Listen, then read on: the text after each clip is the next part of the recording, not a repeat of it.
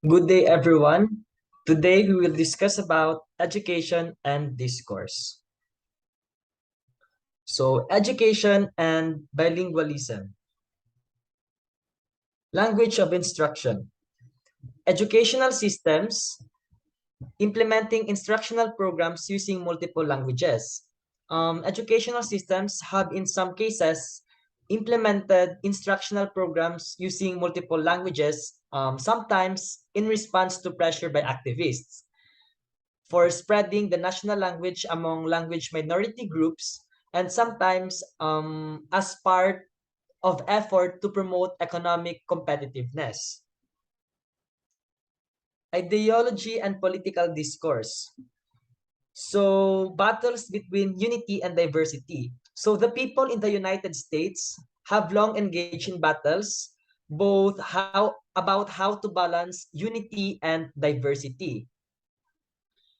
One arena in which these battles have been waged is that the contest about the appropriate language of instruction for educating the children. Bilingual education is one attempt to balance the need for common language. In these language wars, individuals have fought over what balance should be between learning a common national language and preserving multiple primary languages. So bilingual programs differ on a variety of dimensions. First, they differ in the composition of their student population. Some programs enrolling only speakers of the minority language and some enrolling only speakers of the majority language. Others are enrolling some combination of the two. Also, programs also differ in their overall goals.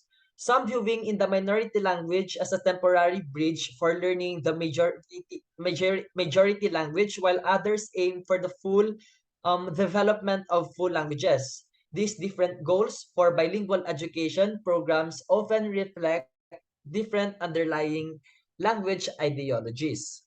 So, for example, according to Sanchez 2008, Ohio was the first state to officially adopt a bilingual education law. In 1839, the state legislature explicitly authorized bilingual education in German and English at parents' request. Moreover, according to U.S. Department of Education 1991, German was the second most commonly used language of instruction in the 19th century. Children were also schooled in French, Dutch, and Spanish, among other languages.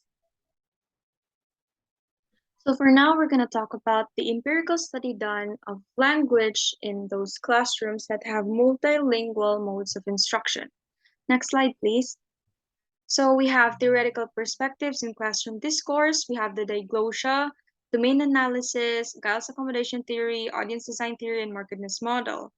They have about the same idea but differ in some cases. For diglossia, Ferguson chose the term diglossia to describe a special type of bilingualism wherein two coexisting linguistic codes of different statuses compete with one another. An example for this would be in the Philippines, where students are taught Tagalog and English in school and do not speak the Tagalog or English at home. So, for example, they're basically Visaya and are taught Tagalog and English at school. So, one form of that language is literary or the prestige dialect, and the other is a common dialect spoken by the population. So, for the domain analysis, it describes the use of language in various institutional contexts in a multilingual society. So, as Fishman, he suggests that one language is more likely to be appropriate in some context than another. Um, this correlates to diglossia, as what I said earlier. And then we have the audience design theory, wherein linguistic style shifts according to who the audience of the speaker is. And aside from that, we're going to proceed to discourse analysis. Next slide, please.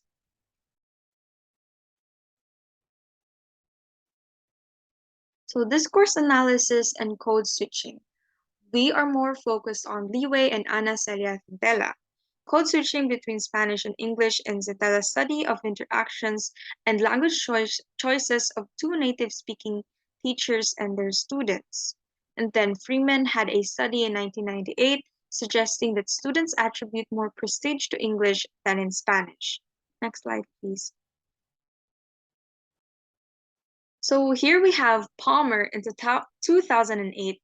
His study demonstrated that verbatim, even while attempting to engage students in a struggle to change their discourse patterns, we will find students slipping back repeatedly into inequitable patterns drawn from the expectations of a larger society.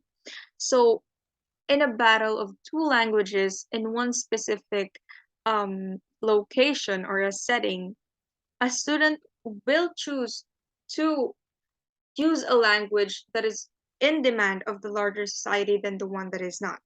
Then we have Karen Thompson and Kenji Hakuta, which are the principal authors of the article, which is the resource material for this report. They found that students may use English fluency as a set for one's resources to exert power, and we will find out in the next slide. So again, this is code switching still. Karen Thompson and Kenji Hakuta found that their discourse analysis showed that students switched to English from Spanish when the power balance between both students tipped. An example of this would be given, for example, when two students were speaking and they were playing games. When the other was winning, instead of speaking their native language, which is French, they tend to use English more when they try to exert dominance over the other. So, in context, the principal authors think that because they mainly receive instructions in school in the English language, they tend to use the English language as a sign of power or overpowering the person that they are talking to. So going back, we see how the conversation is dominated through the use of English language by Perla in the context of the whole paper, resulting to Monica being silenced as she is somewhat less able to interact using the language, English language. Next slide, please. So again, code switching is used to mark dispreferred second turns in conversation. Another example used by Thompson and Hakuta was when a student was requesting another student. So student A requested student B something, but student A used Spanish to request something from student B, which is the language that student B always uses, and they are less fluent in English.